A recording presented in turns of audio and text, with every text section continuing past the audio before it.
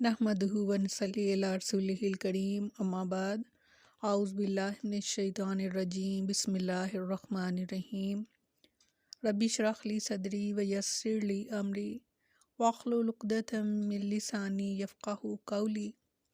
अस्सलामु अलैकुम व रहमतुल्लाहि व बरकातुहू। कैसे हैं आप सब? इंशाअल्लाह खैर वाफ़ियत से होंगे। अल्लाह ताला आप सबको अपने हिफ्ज़ व मान में रखे, आमीन सुम्मा आमीन। चौथा पारा सूरत आल इमरान आयत नंबर 152।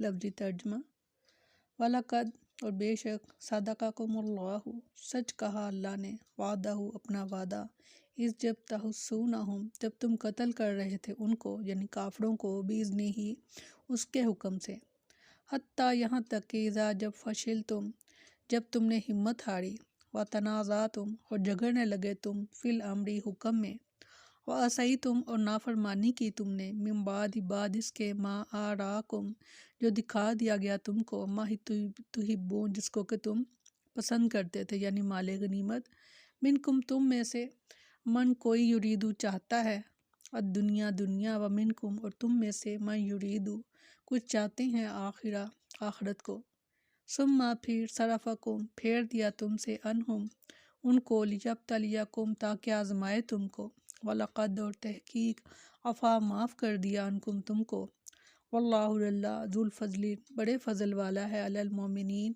मोमनों पर।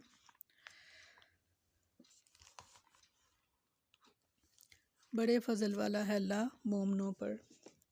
फरमाया बिलाशुबा यकीनन अल्लाह ने तुमसे अपना वादा सच्चा कर दिया जब तुम्हें इसके हुक्म से काट रहे थे, यहाँ तक कि जब तुमने हिम्मत हार दी और तुमने हुक्म के बारे में आपस में झगड़ा किया और तुमने नाफरमानी की, इसके बाद कि इसने तुम्हें वो चीज़ दिखा दी जैसे तुम पसंद करते थे। तुम में से कुछ वो थे जो दुनिया चाहते थे और तुम में से कुछ वो थे जो आखिरत चाहते थे।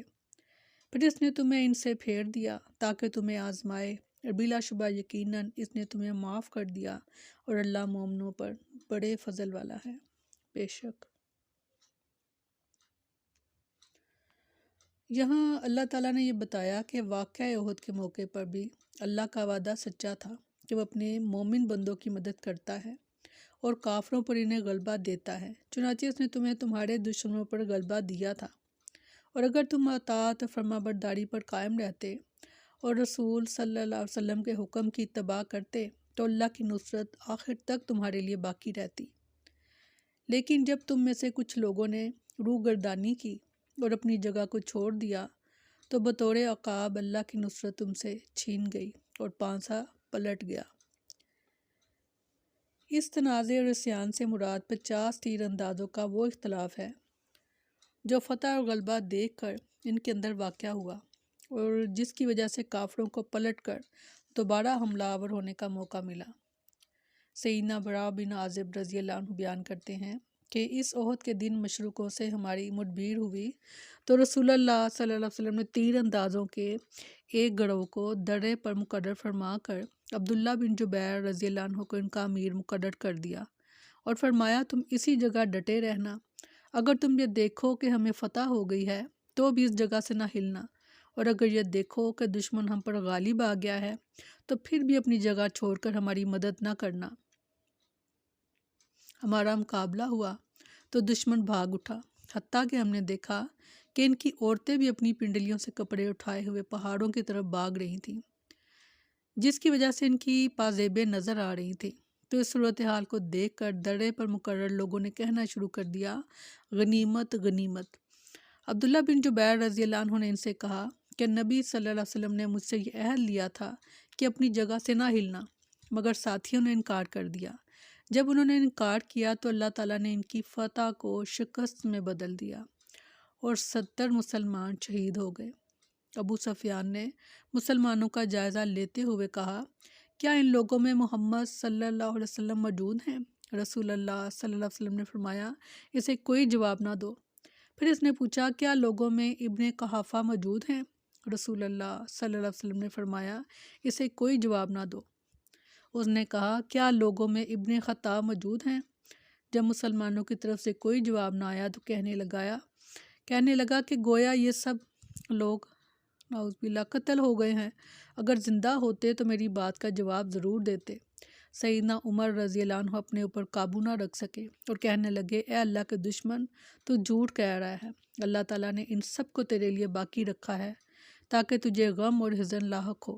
اس کے بعد ابو سفیان نے نعرہ بلند کیا، حبل بلند ہو، نبی اکرم صلی اللہ علیہ وسلم فرمائے سے جواب دو۔ صحابہ نے عرض کی، ہم کیا جواب دیں؟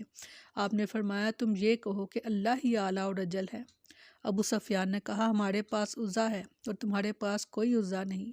نبی صلی اللہ علیہ وسلم نے فرمایا سے جواب دو۔ صحابہ نے عرض کی، اے اللہ کے رسول، کیا جواب دیں؟ فرمایا، یہ کہو کہ اللہ ہمارا مولا ہے اور تمہارا کوئی مولا نہیں۔ ابو سفیان نے کہا، یہ دن جنگ بدر کے دن کا جواب ہے اور لڑائی کنویں کے ڈول کی طرح ہوتی ہے، تم دیکھو گے کہ تمہارے کچھ لوگوں کا مسئلہ کر دیا گیا ہے، استغفار، مگر اس کا میں نے حکم نہیں دیا تھا اور نہ یہ بات مجھے بری لگتی ہے۔ یعنی غلبہ عطا کرنے کے بعد پھر تمہیں شکست دے کر یعنی مومنوں سے کہا جا رہا ہے کہ ان کافروں سے پھیر دیا تاکہ تمہیں آزمائے۔ سیدہ عائشہ رضی اللہ عنہا بیان کرتی ہیں، جب احد کا دن ہوا اور مشرکین شکست کھا کر بھاگے تو ابلیس لعین چلایا، اے اللہ کے بندو، پیچھے کی خبر لو۔ اس سے ایمان والے یہ سمجھے کہ کافروں نے پیچھے سے حملہ کر دیا ہے، لہٰذا آگے والے پیچھے کی طرف مڑے اور اپنے ہی آدمیوں سے لڑنے لگے اور آپس میں ایسے گتھم گتھا ہوئے کہ ایک دوسرے کو شناخت کرنا مشکل ہو گیا۔ اسی عالم میں انہوں نے حذیفہ رضی اللہ عنہ کے باپ یمان رضی اللہ عنہ پر حملہ کر دیا۔ حذیفہ رضی اللہ عنہ نے دیکھا کہ مسلمان ان کے باپ پر حملہ کر رہے ہیں تو انہوں نے کہا، اے اللہ کے بندو، میرے باپ، میرے والد گرامی، لیکن کسی نے کچھ نہ سنا اور یمان رضی اللہ عنہ کو قتل کر دیا۔ حذیفہ رضی اللہ عنہ نے کہا، اللہ تمہیں معاف کرے۔ سیدنا انس بن مالک رضی اللہ عنہ بیان کرتے ہیں کہ ان کے چچا انس بن نضر رضی اللہ عنہ غزوہ بدر میں شریک نہ ہو سکے تھے، جس کا انہیں شدید غم تھا۔ انہوں نے کہا، میں رسول اللہ صلی اللہ علیہ وسلم کے ساتھ پہلے ہی غزوے میں شریک نہ ہو سکا، اگر اللہ تعالیٰ نے مجھے رسول اللہ صلی اللہ علیہ وسلم کے ساتھ کسی جنگ میں شرکت کا موقع عطا فرمایا تو اللہ تعالیٰ دیکھے گا کہ میں کس طرح لڑتا ہوں۔ پھر انہیں غزوہ احد میں شرکت کا موقع مل گیا، تو جب انہوں نے یہ دیکھا کہ مسلمانوں کی جماعت میں افراتفری پیدا ہو گئی ہے تو کہنے لگے، اے اللہ، ان لوگوں نے جو کچھ کیا ہے میں اس کی معذرت کرتا ہوں، اور مشرکوں نے جو کچھ کیا ہے میں اس سے برات کا اظہار کرتا ہوں۔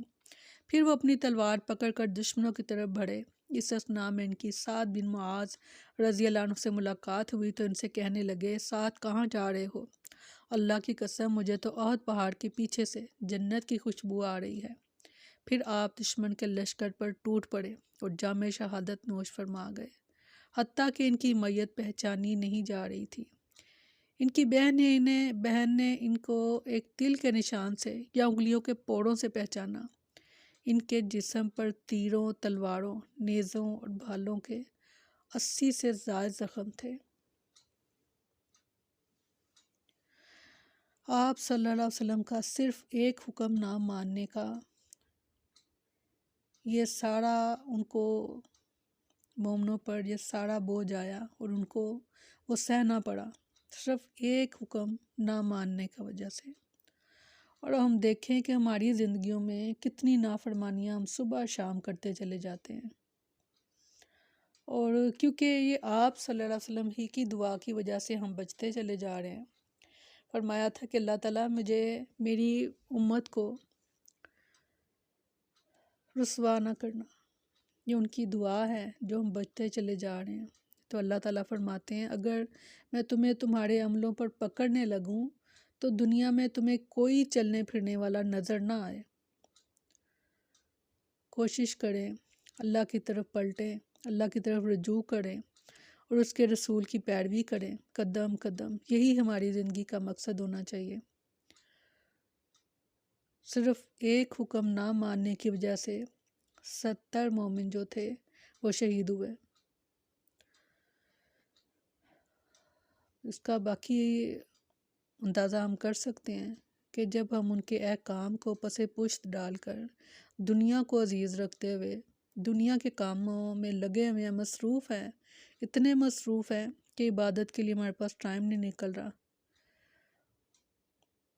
اور اللہ تعالیٰ سے دعا ہے کہ اللہ تعالیٰ ہم سب کو اپنے رسول کی پیروی کرنے کی توفیق عطا فرمائے، اور اللہ تعالیٰ ہماری زندگیوں اور آخرت کو بہترین سے بہترین بنائے۔ آمین ثم آمین۔ سبحانک اللہم و بحمدک نشہد ان لا الہ الا انت نستغفرک و نتوب الیک۔ سبحان ربک رب العزت عما یصفون وسلام علی المرسلین والحمد للہ رب العالمین۔ السلام علیکم ورحمۃ اللہ وبرکاتہ۔